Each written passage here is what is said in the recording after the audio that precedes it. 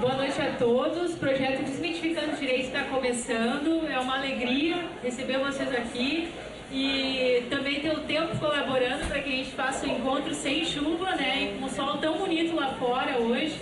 E também receber um amigo que já é um colaborador voluntário, o professor Jorge Luiz de Oliveira da Silva, que já há alguns anos participa tanto aqui do projeto Desmitificando Direito, como também no projeto Direito no Cárcere. Esse ano vai ser o 3º ano que ele vai palestrar lá.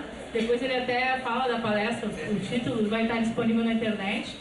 E hoje a ideia, a proposta pelo professor é abordar a síndrome de burnout como consequência do assédio moral.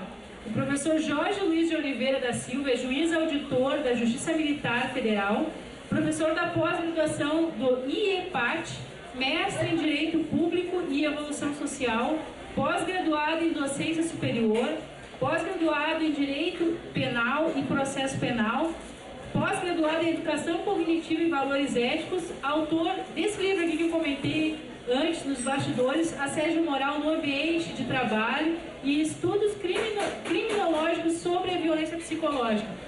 Esse livro do professor Assédio Moral no Ambiente de Trabalho, ele está na 2ª edição, revisada, ampliada, publicado pela editora Leude, e está com uma promoção. Tem 5 obras aqui para aqueles que forem até o caixa comprar não só o livro dele, mas comprar, se vocês quiserem comprar qualquer produto da livraria aqui da Saraiva hoje, estão com 20% de desconto. Então, mas tem que dizer que assistiu Desmitificando Direito. Então é uma promoção que eles abriram agora para estimular que vocês adquiram as obras aqui da livraria.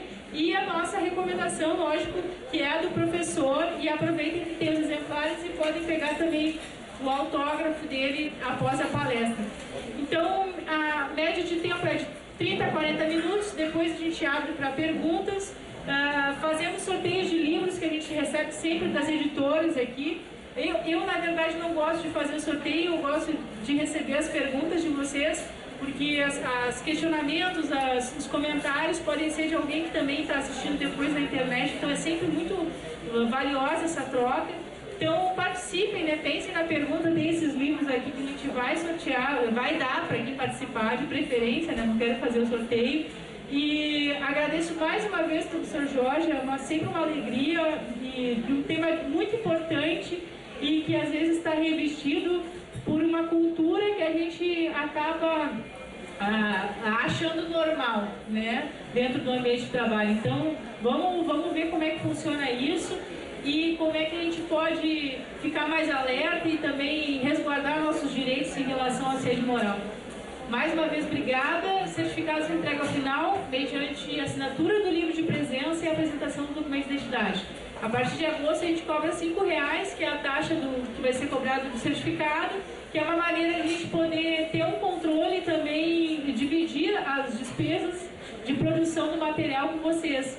A iniciativa já acontece há 10 anos aqui na Saraiva e agradeço a Karina pelo espaço e sempre o suporte. Agradeço muito a presença de todos aí. Obrigada. Obrigado, boa noite a todos. Boa noite, Carmela. Agradecendo aqui também, né, o convite. Já sou um parceiro do projeto Desmitificando, desde a primeira vez lá em São Paulo, quando lancei a 2ª edição do livro, né? Fomos apresentados pelo Luiz da Leude, né? E a partir daí ficamos amigos e também serei um parceiro aqui no seu projeto, não só nesse, como no Direito no Cárcere. Então a gente vai falar de questões que afligem o ambiente de trabalho, mas eu gostaria de fazer uma pequena referência a esse projeto Direito no Cárcere, porque eu estou terminando de escrever agora um trabalho sobre o bullying e as necessárias mudanças de paradigma no ambiente escolar. E falando em mudança de paradigma, quando a Carmela me convidou pela primeira vez para participar desse projeto no aniversário, dentro do presídio, eu confesso que dentro da minha mente de juiz criminal, dentro da minha mente de professor de criminologia, dentro da minha linha, né, mais afeta ao garantismo sim, não, mas não ao ultragarantismo, eu fiquei um pouco o pé atrás e me senti seduzido a não aceitar o convite dela, mas aceitei. Para minha sorte, eu aceitei. Porque hoje eu estou falando de mudança de paradigma e eu mudei os meus paradigmas em relação a isso. No primeiro evento que eu fui no Direito do Cárcere, quando eu saí de lá, eu saí profundamente emocionado e falei sem nenhuma hipocrisia ou demagogia. Eu disse o seguinte, ela me agradeceu, eu falei, não, eu que agradeço, porque hoje eu aprendi muito, né? E essas pessoas que estão aqui hoje lutando para se redimir de um erro, lutando para que possam ser inseridas na sociedade, me ensinaram muito, me ensinaram que é possível realmente querer e que é possível se recuperar e é possível se tornar um cidadão produtivo e um cidadão alinhado com a nossa sociedade, com as coisas boas da nossa vida. E a partir daí eu também me tornei um parceiro do projeto. Vamos estar, se Deus quiser, mês que vem, no terceiro ano da nossa participação. A minha intervenção no projeto vai ser a palestra Humano Demasiadamente Humano. Um pequeno plágio do título da obra do Nietzsche, Humano Demasiado Humano. Mas, enfim, era só para fazer essa referência, porque hoje o tema central da nossa intervenção é a síndrome de burnout como consequência do assédio moral no ambiente de trabalho. Eu, desde 2002, eu estudo sobre o assédio moral no ambiente de trabalho. Foi o tema da minha dissertação de mestrado. Na época se escrevia muito pouco, quase nada no Brasil, e ao longo do tempo eu fui estudando cada vez mais, até que no início de 2014, uma amiga que é coordenadora do mestrado, doutorado em educação da Universidade Católica de Portuguesa, em Braga, ela me convidou para participar de um evento, seria um congresso internacional de psicologia social, e me pediu para falar alguma coisa sobre a síndrome de burnout. E eu comecei a estudar a síndrome de burnout, e em determinado momento desse meu estudo, eu me defrontei com uma questão muito curiosa, porque a síndrome de burnout, ela tem etiologia nos fatores psicossociais do trabalho. Ou seja, ela tem origem no ambiente de trabalho em relação aos fatores psicossociais que estão ali, né, no entorno do ambiente de trabalho. E em determinado momento, estudando sobre as fases, as consequências, eu achei muito curioso que havia uma interseção entre a sintomatologia básica, raiz da síndrome de burnout e os sintomas mais incisivos, as consequências mais incisivas na saúde afetas ao assédio moral no ambiente de trabalho. Eu achei esse dado muito curioso e passei a entabolar um estudo de interseção entre um e outro. E é para isso que eu venho aqui falar, né, nessa intervenção muito breve para vocês, e de antemão já agradeço a presença de todos. Pois muito bem, o que é essa síndrome de burnout? A síndrome de burnout, ela é a síndrome do esgotamento profissional. Esse termo foi cunhado pela primeira vez em 1974 pelo Dr. Herbert Freudenberg, isso em Nova York, porque ele realizava um trabalho com os drogados em uma clínica de tratamento e começou a observar que a equipe de enfermagem apresentava determinados padrões de desestímulo e de esgotamento em relação a praticamente todos os integrantes.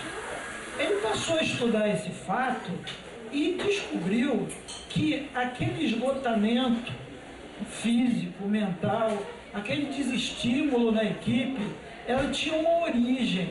A origem era um desalento em relação ao que eles efetivamente faziam, ou seja, eles não viam o retorno positivo de todo o trabalho, de todo o esforço, porque os internos não colaboravam na própria recuperação. Então eles trabalhavam, e não viam o resultado do trabalho dele.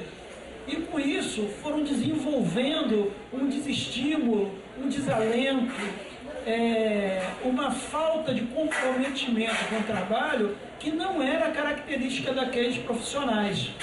E ao estudar mais profundamente, o Freyberg ele estabeleceu essa denominação, síndrome de burnout. Ou seja, burnout, dentre outros significados, é uma expressão de origem inglesa. Ele significa basicamente queimar até o final. Ou seja, né, um exaurimento, ele tem esse significado de exaurimento. Então, a partir daí, com o desenvolvimento dos estudos, estabeleceu-se que essa síndrome, a síndrome ela não existe por si mesma, mas sim como um conjunto de sintomas, né? Toda síndrome é assim, ela é identificada porque, na verdade, ela é um conjunto de sintomas que, ao se repetirem em razão de determinados fatores, eles geram essas síndromes.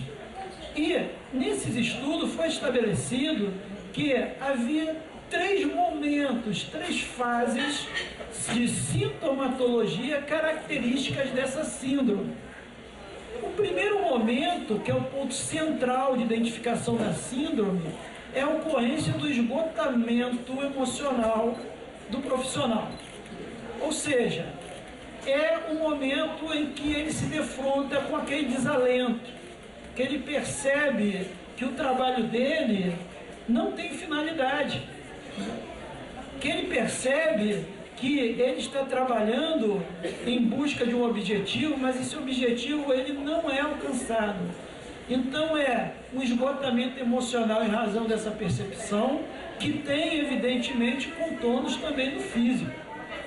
E isso estabelece o desânimo, o desalento, o cansaço, o esgotamento emocional, como a própria fase já estabelece.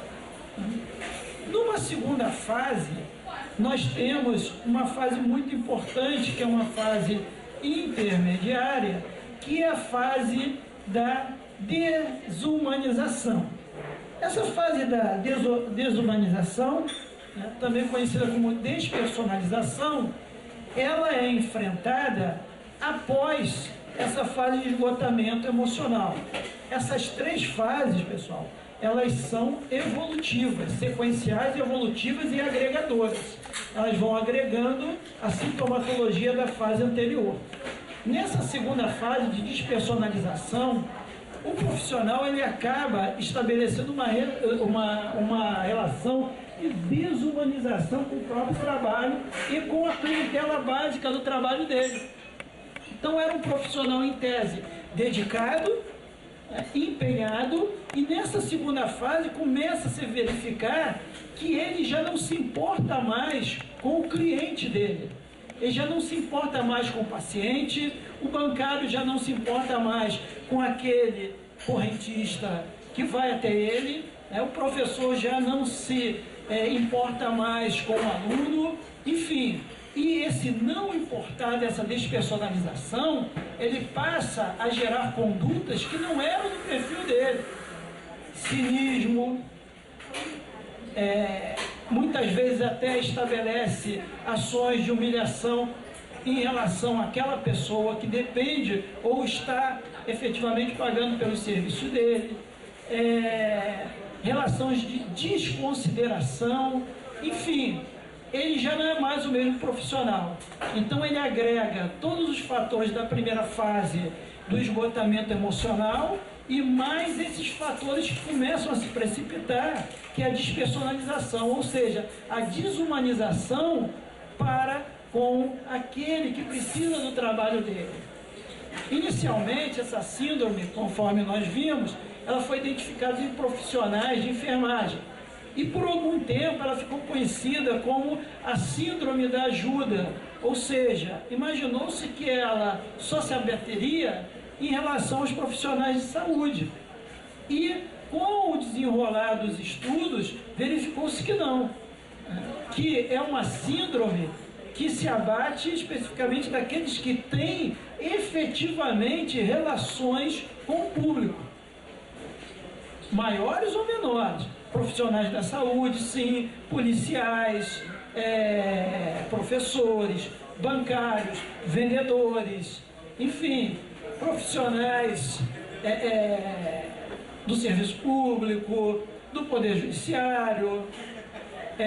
Nós temos aqui pronto, no Prelo, pela editora LTR, uma obra que eu colaborei com um capítulo, coordenada pelo psicólogo do TRF2, o Bruno Fará, que ele colocou o nome do livro, eu tenho até que anotar aqui, que é Assédio Moral e Organizacional, Novas Modalidades de Sofrimento Psíquico nas Empresas Contemporâneas. E o capítulo que eu escrevo é exatamente o título da intervenção de hoje: a síndrome de burnout como consequência do assédio moral do ambiente de trabalho. Só que só voltado para a realidade do judiciário. Só voltado. As pessoas, essa obra, porque as pessoas têm que saber a realidade das coisas que não são ditas pela imprensa. Né? Que não são ditas pela imprensa. Então, todas essas pessoas, esses profissionais que têm contato amplo com o público, sim, os cuidadores, sim, em geral, mas também os policiais, os vendedores, os garçons, enfim. Na verdade, a síndrome ela é ampla, ela pode se abater sobre a grande maioria dos profissionais, já que as profissões elas têm essa característica em geral. Uma ou outra profissão não vai se caracterizar pelo contato com o público, com a clientela.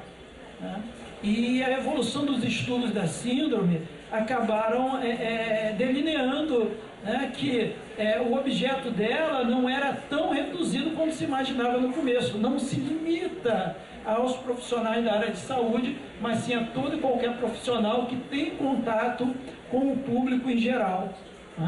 Muito bem, então nós estamos na segunda fase, a fase da despersonalização, da desumanização, e aí aquele profissional acaba sendo identificado com alguma incorreção de rumo, porque antes era um profissional dedicado, antes era um profissional atencioso, um profissional empenhado, e hoje, com o desenrolar da situação, ele é desmotivado, ele é um profissional completamente esgotado, a síndrome já diz, o exaurimento, o burnout. Ele é um profissional que não se dedica mais ao seu cliente, ao seu paciente, não tem mais consideração, não se importa mais, é cínico, inclusive muitas vezes irônico em relação à tratativa. Então, muitas vezes a gente verifica, mas aquela pessoa está atendendo dessa forma, aquele profissional, aquele médico, aquele enfermeiro, mas a gente tem que ver a realidade histórica daquela pessoa. Para se chegar no último momento da síndrome, que é a redução da realização com o trabalho. Seria a pá de cal em todo o processo. No momento que ele chega na terceira fase, ele já não quer mais o trabalho. Ele tem uma barreira que o isola do trabalho. Ele já não quer mais estar ali, ele já não quer mais fazer aquilo, ele já não suporta mais, e já não consegue mais realizar a tarefa que a profissão incumbe a ele. E aí se fecham os 3 ciclos da síndrome de burnout. Conforme eu falei, não são ciclos isolados, eles interagem entre si, são evolutivos e agregam os sintomas. E a partir daí nós temos uma série de mazelas na saúde física e psíquica da vítima, vamos dizer assim, daquele que padece da síndrome. Pois muito bem, há de se perguntar, isso não é estresse? A síndrome é um conjunto de sintomas. O estresse pode estar presente dentro dessa evolução da síndrome, mas se diferencia basicamente o estresse da síndrome, do conjunto de sintomas da síndrome de burnout, exatamente no momento em que Segundo a literatura, a síndrome de burnout, como eu falei, ela tem etiologia nas causas psicossociais do trabalho, e o grande, vamos dizer, o grande momento de desconforto e de ebulição de toda a sintomatologia é no ambiente de trabalho. Quando a pessoa sai do ambiente de trabalho, obviamente ela tem reflexos. A depressão pode estar presente também, ele não vai ter só depressão do trabalho, mas ele vai estar muito melhor em casa, na relação com os amigos, fora do trabalho, do que do trabalho. Porque quando ele atinge o último momento, essa redução da satisfação com o trabalho, ele já agregou a sintomatologia das duas fases anteriores e, com isso, ele já não suporta mais realizar o seu trabalho e nem tampouco está presente no seu ambiente de trabalho. Mas ele se sente muito melhor na sua casa, ele se sente muito melhor na relação com os seus amigos, nas suas relações sociais, enfim. Isso é um ponto muito delimitador da síndrome de burnout, porque o estresse em si, geralmente ele pode ter até um fator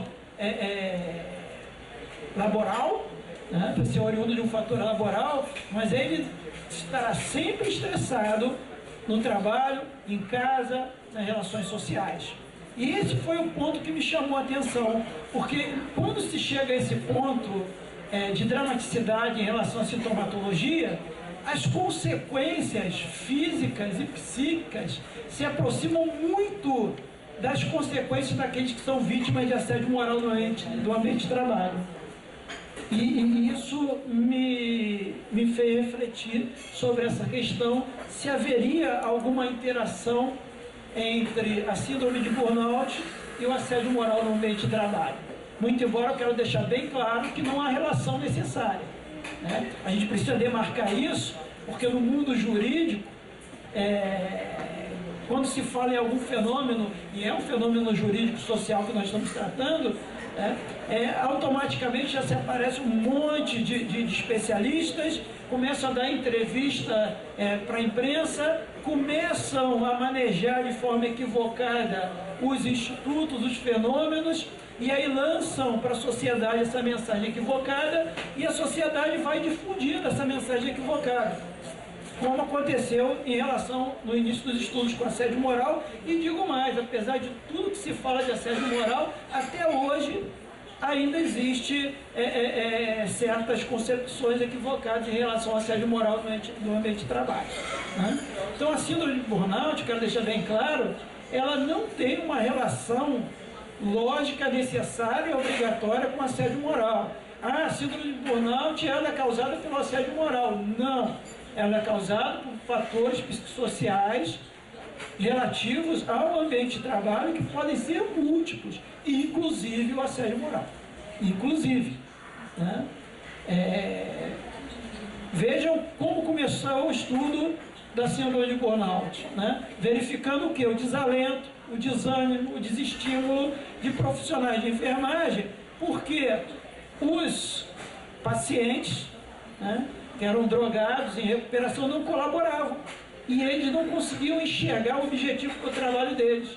Ou seja, eu estou trabalhando e não consigo chegar ao objetivo básico, que é curar, recuperar essas pessoas. Então, eclode do ambiente de trabalho, mas nada tem a ver com assédio moral. Às vezes, as poucas condições que se oferece um trabalho, o excesso de trabalho, sem que se concedam os meios necessários, logísticos, de pessoal, questões múltiplas referentes ao próprio ambiente de trabalho, elas estão presentes. E, conforme eu falei, elas originam a síndrome de burnout. Cada caso é um caso que deve ser avaliado isoladamente, pelo psicólogo, pelo psiquiatra, enfim. Mas, em relação ao assédio moral, é apenas um dos elementos que podem motivar o desencadeamento da síndrome de burnout. E aí eu comecei a estudar E verifiquei esse ponto de interseção lá no final da terceira fase. Por quê? Disse que quando se chega ao momento final da síndrome do burnout, ou seja, ao ápice, né, com as 3 fases, os 3 ciclos já vencidos, existe a chamada redução forçada do trabalho significativo. Seria, vamos dizer, o momento final. O que é a redução forçada do trabalho significativo? Aquele profissional que lá no início era um profissional de grande competência, empenhado, engajado, ele já não tem mais condições de exercer a profissão dele. Ele já não tem mais condição. Então o trabalho significativo dele, o trabalho importante, o trabalho pelo qual ele se dedicou, ele se formou, ele se especializou, ele é reduzido, né, forçadamente em razão do cumprimento dos 3 ciclos da síndrome, né, e aí o profissional, vamos dizer, vai a pique. Acabou aquele profissional, ele vai ter que procurar outros meios, né, para se engajar em outras áreas profissionais, ou então vai ser submetido a um tratamento psicológico, psiquiátrico, que não garantirá necessariamente o retorno dele. Pode prepará-lo até para uma outra profissão, uma outra função, mas não vai garantir efetivamente que ele retorne para aquela função, para aquele ambiente de trabalho, e seja aquele profissional que ele era no passado, né? Então, muitas vezes eu identifiquei no assédio moral exatamente esse tipo de consequência. Eu tenho escrito no livro que foi uma percepção de uma aluna minha, quando eu lecionava ainda na Universidade de Estácio de Sá, no Rio de Janeiro, que me relatou, era uma pessoa extremamente bem preparada, extremamente, ela tinha mestrado em educação, ela era concursada de um colégio tradicional no Rio de Janeiro, e ela foi submetida a um processo de assédio moral dentro do colégio. Chegou a um ponto que ela pediu a demissão, ela era concursada, ela pediu a demissão porque ela não conseguia mais entrar na sala de aula. Ela não conseguia mais lecionar, ela não via mais objetivo para o seu trabalho, ela estava esgotada totalmente em relação àquilo, e a motivação básica foi o assédio moral. Então a gente chega a esse ponto da redução forçada do trabalho significativo, tendo como uma causa o assédio moral, né? Então a gente vai ter que puxar e analisar se aquela pessoa ela foi acometida da síndrome do burnout. De que forma? Tem que se analisar separadamente se ela venceu os 3 ciclos. Se ela chega a esse ponto da redução forçada do trabalho significativo, é quase que certo que ela venceu esses 3 ciclos e se caracterizou a síndrome de burnout, mas como consequência do assédio moral no ambiente de trabalho. Então, basicamente, há uma linha de interseção. Não quer dizer, novamente eu repito, insisto, que necessariamente a síndrome de burnout seja causada pelo assédio moral no ambiente de trabalho. Mas, né, quando se chega a esse ponto final, é um alerta e nós devemos investigar se essa causa, né, essa etiologia que é oriunda do ambiente de trabalho, está ligada ou não com assédio moral. Falamos em assédio moral. E o que é assédio moral? Não existe um artigo que eu escreva sobre assédio moral, não existe uma palestra que eu dê, uma aula em pós que eu dê sobre assédio moral, que eu não faça questão de delimitar a conceituação do assédio moral.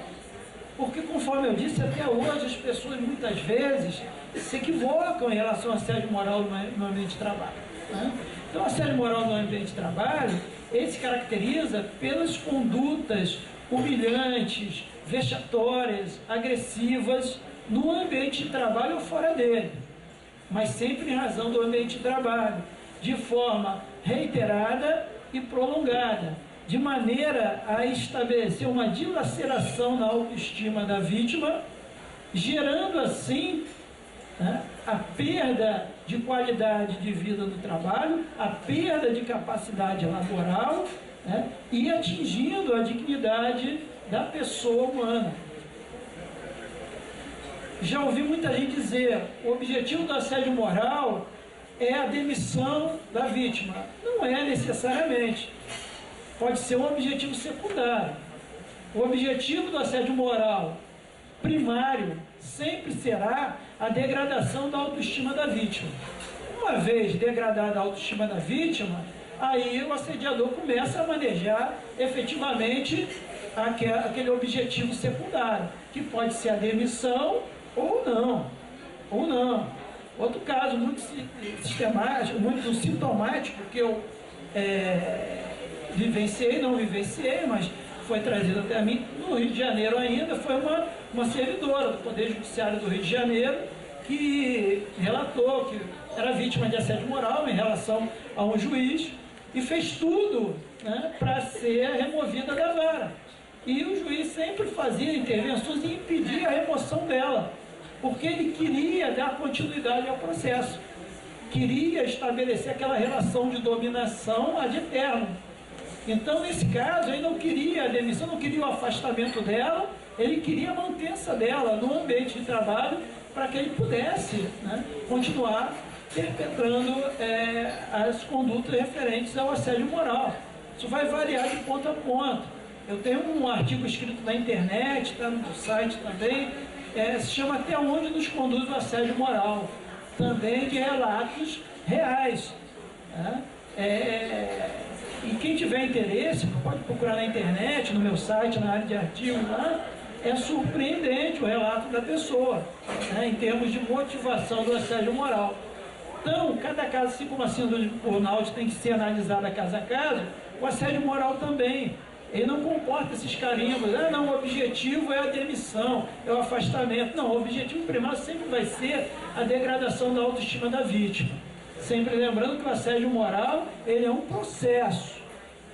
Ações concatenadas, reiteradas e prolongadas no tempo. É como se fosse um crime habitual, né? Não é crime, né? Pelo menos não o assédio moral como um todo, né?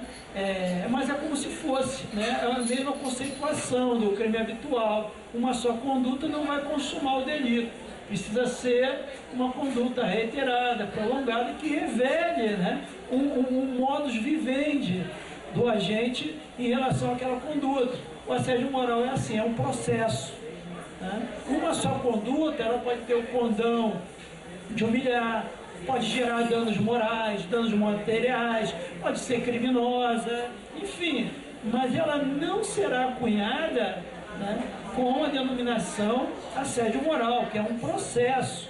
Isso é muito importante para a gente perceber o DNA do Instituto, não é? Pois muito bem. Então, em que momento essa interseção entre um e outro se caracteriza? Temos que avaliar e aí com muito mais cautela, né? Mas no momento em que a gente identifica no assédio moral consequências muito pesadas, consequências muito drásticas na saúde física e emocional da vítima, e quando essa vítima do assédio moral ela começa a tomar uma verdadeira ojeriza do ambiente de trabalho, uma verdadeira negação do ambiente de trabalho, um afastamento que está fora do controle volitivo dele, então nós podemos analisar que pode haver uma interseção entre um e o outro, pode haver, né? Então é muito importante que a gente delimite essas questões, né? Então como se perceber isso aí?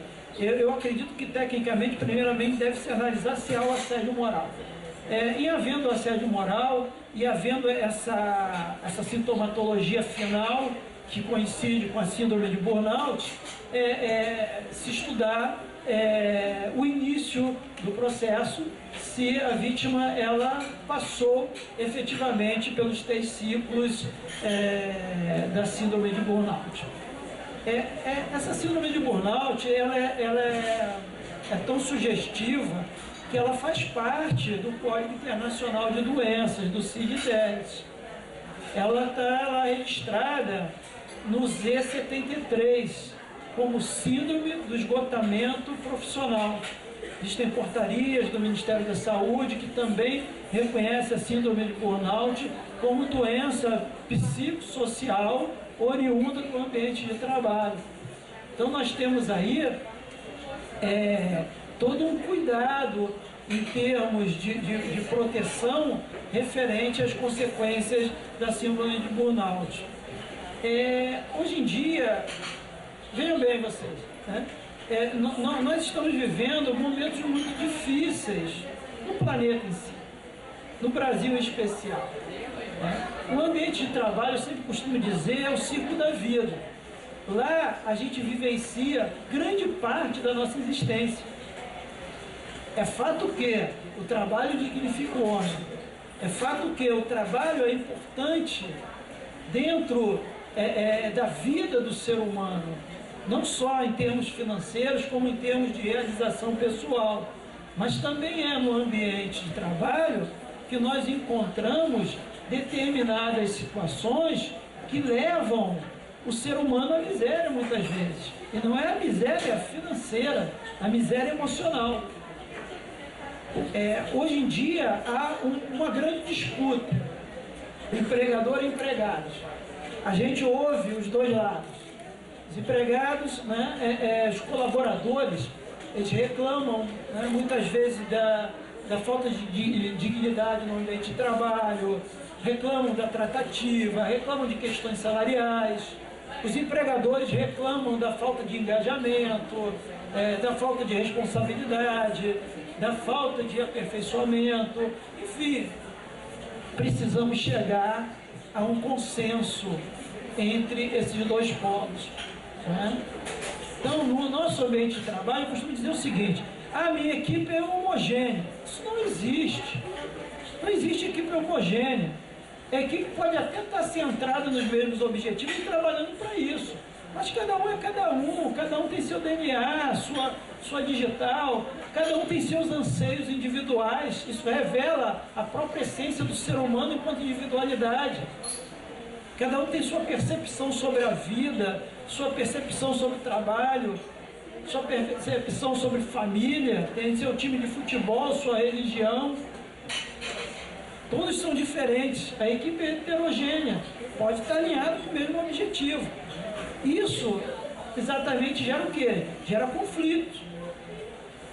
Se os conflitos não puderem ser administrados de uma forma a trazer benefícios para a equipe, aí a questão começa a descambar para uma degradação evolutiva do ambiente de trabalho. Isso me parece muito sintomático. E com isso vem todas as mazelas. Vem a questão da exploração do ambiente de trabalho, vem a questão da tratativa equivocada entre as pessoas, da falta de respeito entre as pessoas, que muitas vezes existe no ambiente de trabalho, das críticas reiteradas. Cada vez mais o ser humano, ele é um crítico em potencial, não é? As redes sociais, elas demonstram isso aí. Pegue qualquer notícia hoje na internet, não na rede social, qualquer notícia. Fulano de tal morreu de ataque cardíaco. Veja os comentários. Veja os comentários. As redes sociais são ótimas. Divulgamos eventos, agregamos amigos.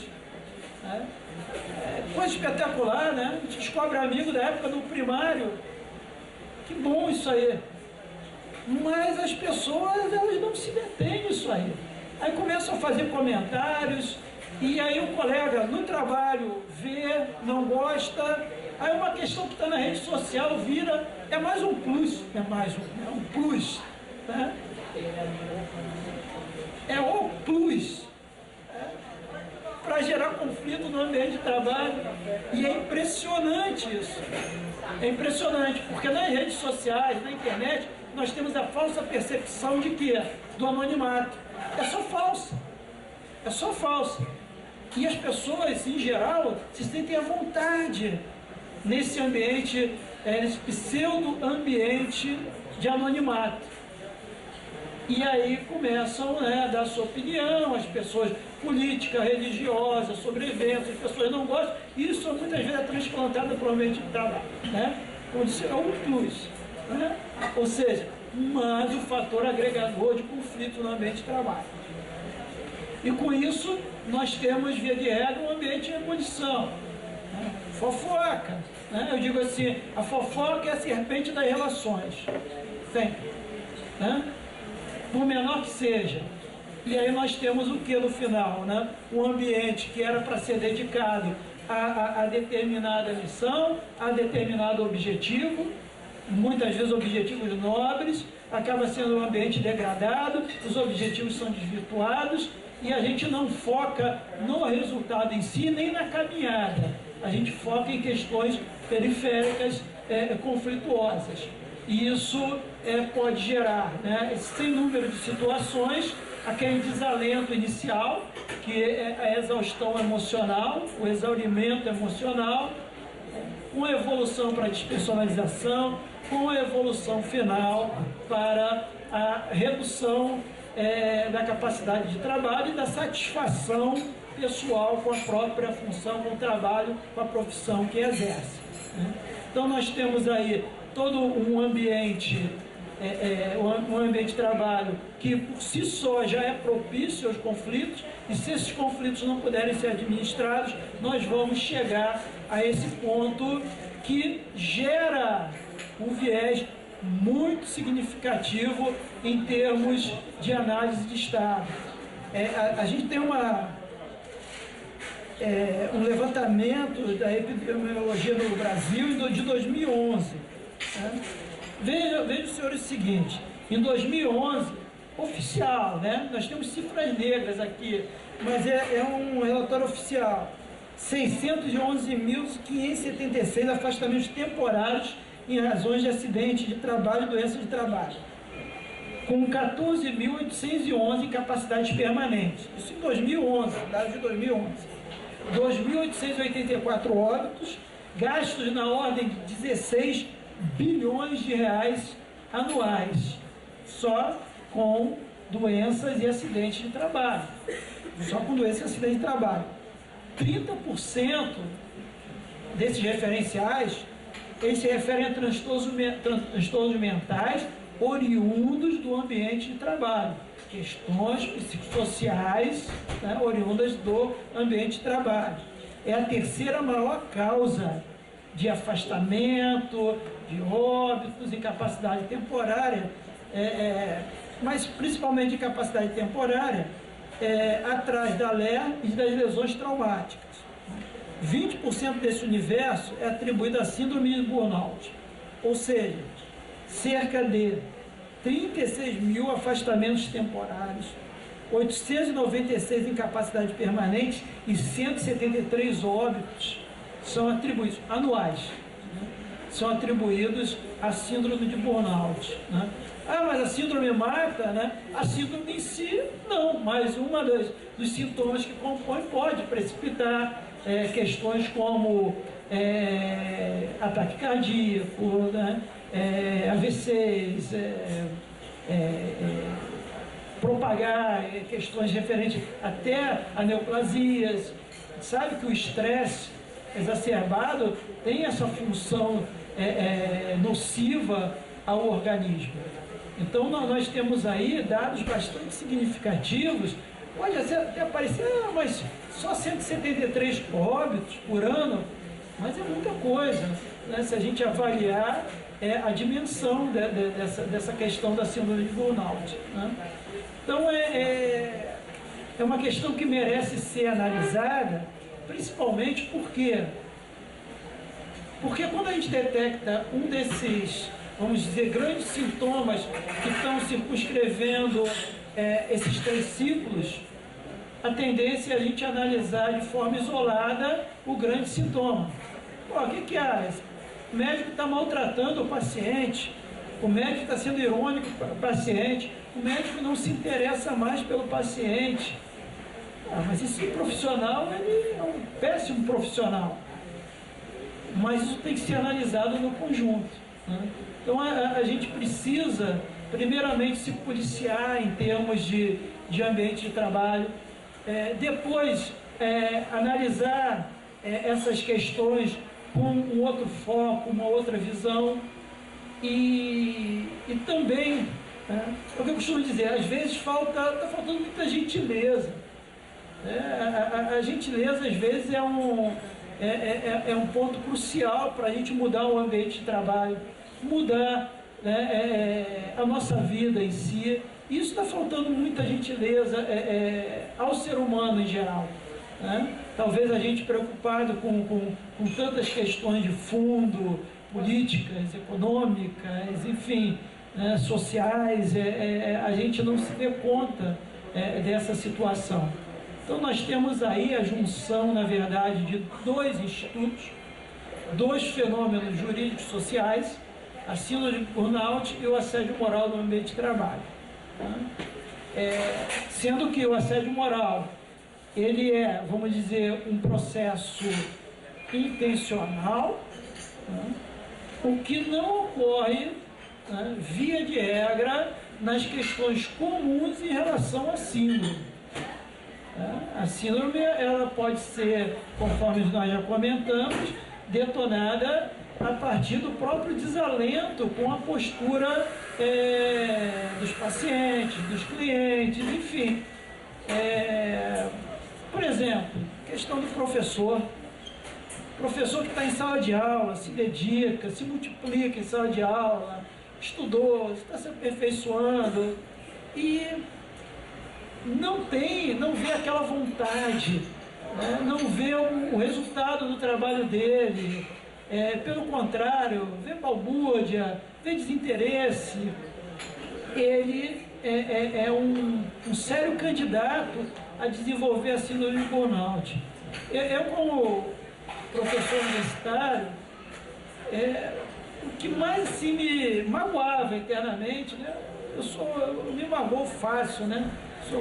Assim, que assim, eu saía às vezes depois de um dia cansativo de trabalho e ia com a faca na boca lá e querendo contribuir, ensinar, e a gente olhava ali, daqui a pouco dando o pessoal lá manejando o celular e não estava nem aí, você podia virar cambalhota, tal, ficar de cabeça para baixo, e as pessoas não estavam nem aí, e isso magoava internamente, desestimulava, né?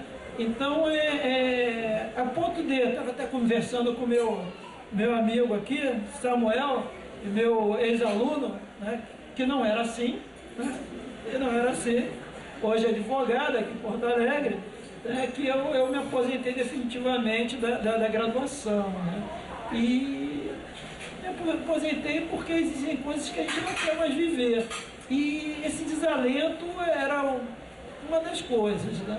Apesar de que também tive muitos bons frutos, mas isso tocava fundo quando a gente verificava em alguns alunos esse perfil, né, de desinteresse. Pô, mas eu estou aqui cansado, tal, e a pessoa não está nem aí, está trocando mensagem e ali naquela conversa animada, né, na rede social. Então, são fatores que passam ao largo da questão do assédio moral, mas que detonam o processo da síndrome de burnout, né? Mas o assédio moral, enquanto processo, ele tem o condão também de ser um detonador da síndrome de burnout, né? No momento que a pessoa é perseguida de forma reiterada, humilhada, submetida a situações vexatórias, de maneira reiterada no ambiente de trabalho, né, ela começa a apresentar exaustão emocional, desalento, desilusão com o trabalho, desânimo, né, e ela vai ser uma ponte, muitas vezes, de transferência dessa insatisfação para aquele a quem ela deve prestar o serviço diretamente, para o cliente, para o paciente, enfim, né, para aquelas pessoas que ela atende, né? E, posteriormente, ela vai chegar à questão do desânimo final, que se refere à redução total da satisfação com a profissão, com o ambiente de trabalho, como aconteceu com aquela minha aluna. Ela estava fazendo faculdade de Direito porque ela estava tentando uma nova carreira. Fez tratamento, mas não conseguia mais entrar numa sala de aula e lecionar. pessoa com mestrado em letras, enfim, altamente bem preparada, mas não conseguia mais, né? Então ela cumpriu, em razão do assédio moral, os 3 ciclos da síndrome de burnout, né? E se chegou até o final, que foi a redução significativa, a redução forçada do trabalho significativo, que seria, vamos dizer, o ponto final, né? Então, a síndrome, ela é, vamos dizer, quem vivencia isso aí, né, muitas vezes desconhece, acha que, evidentemente, se tornou um profissional desinteressado. Eu já não me interesso mais por isso, não quero mais fazer isso, e muitas vezes não vê a origem disso tudo, né? Inclusive aquelas que são vítimas do assédio moral. É comum na vítima do assédio moral que ela se questione se ela é culpada daquilo ali. Se aquele processo todo que ela está submetida realmente deve ser atribuído a ela. A pessoa faz essas indagações internamente e muitas vezes conclui que realmente, não, eu sou culpado por isso tudo. E isso merece, evidentemente, uma análise de um profissional preparado para lidar com essas situações, né? Em especial com a questão da síndrome de burnout e também com a questão do assédio moral. São questões complexas, questões que envolvem a essência do ser humano.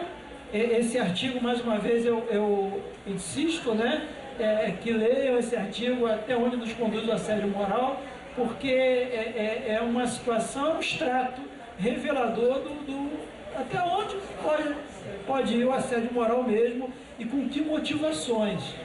Então, são questões que estão abertas, devem ser discutidas, mas principalmente devem ser conhecidas. Devem ser conhecidas. Nós não podemos combater o que a gente não conhece, né? Lá, Sun Tzu já dizia, né? Para combater bem, eu tenho que conhecer bem o inimigo. Se eu não conheço o inimigo, eu não consigo combatê-lo de forma eficaz. Então, essa questão que envolve a síndrome de burnout, ela tem essas peculiaridades e ela é bastante desconhecida, né? A sociedade precisa se harmonizar e nós precisamos efetivamente cuidar do nosso ambiente de trabalho, né? Uma das coisas que, conforme eu digo, que nem só de assédio moral vive a síndrome de burnout, e definitivamente não vive, uma das coisas que mais me faz indagar, né, me faz refletir, se eu tomei a decisão certa quando decidi trocar de carreira, quando passei no concurso para magistratura e decidi tomar posse. Até hoje é uma questão que me aflige muito, se eu errei ou acertei, né? Muitas vezes o desconhecimento e a incompreensão com o trabalho do magistrado e de todo o judiciário, né? Porque o judiciário hoje é a bola da vez. Então a imprensa diz o que quer. No outro dia eu descobri que eu ganhava 60 mil, né? Euros, né? Cara, pelo cálculo aí que ele fez, tem um livro aí, um blog que diz os juízes da Suécia são diferentes dos juízes daqui, não sei, fizeram um cálculo lá, aí eu fiz o cálculo, quanto ganhava, eu falei, caramba, eu ganho 60 mil euros por mês, né? E aí, claro, né, a população se indigna, mas como, né? Do jeito que ela ganha 60 mil euros por mês, né? Aí eu tenho um colega que disse o seguinte, né? Todo dia eu acordava sonhando em acertar na loteria. Hoje eu acordo sonhando em ganhar o que dizer que eu ganho, né? Mas isso de fundo, né? Isso causa um desestímulo muito grande na gente. E sei que minha equipe de trabalho também se desestimula, porque também são alvo, né, disso aí, como qualquer pessoa, né? A verdade é essa, a questão da crítica. Hoje diz assim, o médico fulano de tal ganhou 30 mil numa cirurgia cardíaca. É um absurdo, como é que pode e tal? Pô, mas cirurgia cardíaca, caramba, a responsabilidade que tem esse profissional, o preparo, e vai por aí. Né? Mas essas questões, e que eu trato no capítulo do livro, né, com as questões dos protocolos trazidos pelo CNJ, né, para esclarecer a quem adquiriu o livro, né, um pouquinho, né, da realidade, não só do magistrado, como do servidor do judiciário também, que precisa ser conhecida na realidade, precisa ser conhecido. A gente não pode ficar somente nesse embate, somente em desvirtuamentos da realidade, que muitas vezes a parte da imprensa coloca. E isso gera um desestímulo muito grande, e porque eu sei, converso com a minha equipe, estou presente com a minha equipe, e muitas vezes o pessoal diz: "Ô, doutor, a gente se esforça, trabalha aqui, poxa, mas ninguém reconhece." Mas é assim mesmo, né? A gente não pode buscar o reconhecimento externo, mas pelo menos que externamente o público seja esclarecido, né, do que realiza. Isso eu estou falando da minha sardinha, né?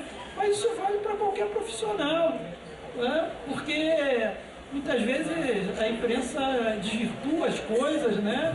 E isso é muito triste. E isso gera, né, um desestímulo muito grande.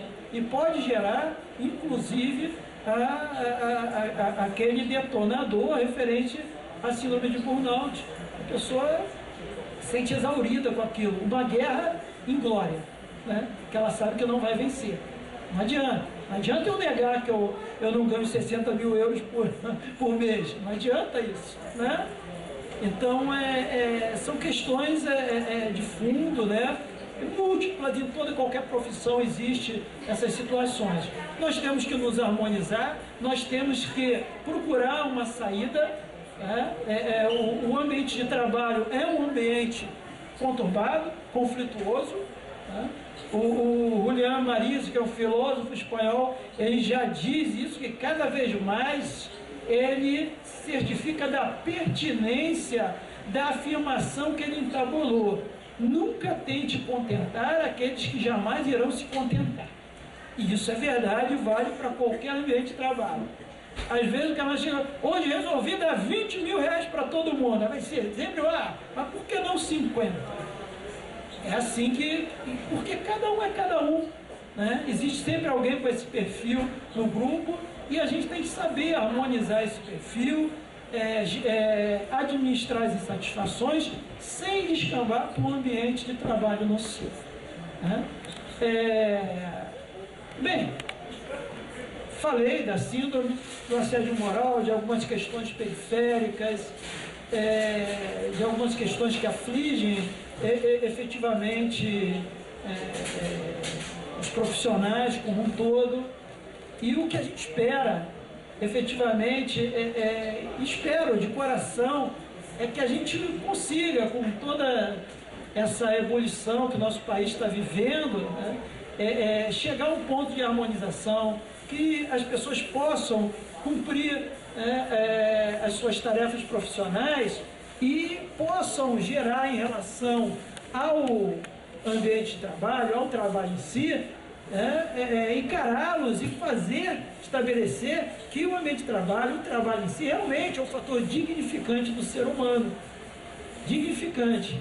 E isso é muito importante. Eu tenho ainda a crença que, claro, nós não vamos conseguir de forma 100%, mas com o trabalho daqueles que se engajam nesses setores, de esclarecimento, a gente tem feito muitas palestras em órgãos, empresas, enfim, a gente possa melhorar toda essa situação que vive, evitar que as pessoas vivenciem esses dramas, né, da síndrome de burnout por si só e, principalmente, também da síndrome de burnout como consequência do assédio moral, que eu posso dizer que é um processo ainda mais drástico do que a síndrome de burnout, quando ela tem origem em um fator isolado do ambiente de trabalho.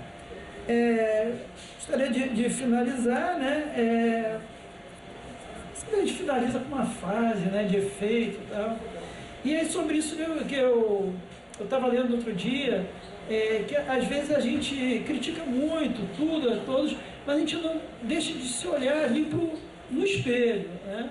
E aí eu me deparei com essa frase do Confúcio, que diz o seguinte: quando vires um homem bom, tenta imitá-lo. Quando vires um homem mau, examina-te a ti mesmo. Então isso é muito significativo, né? Porque às vezes a gente está criticando, quando a gente leva no ambiente de trabalho, o que o colega está fazendo, a postura dele, mas nós estamos tendo postura idêntica. Eu vejo muito isso com a questão da serpente das relações, da fofoca, né? Ah, que fulano é fofoqueiro, é isso, aquilo. Mas aquela pessoa já está, né, detonando um outro núcleo de fofoca ali. Então é isso, né? A gente tem que se mirar realmente nos bons exemplos, né? E quando a gente se deparar com um mau exemplo, a gente tem que examinar, né, a nossa conduta para ver se a gente não está ali, né, aderindo também àquela situação. Agradeço a todos aí a presença, a paciência, Carmela, né, a todos os presentes, e fico à disposição aqui.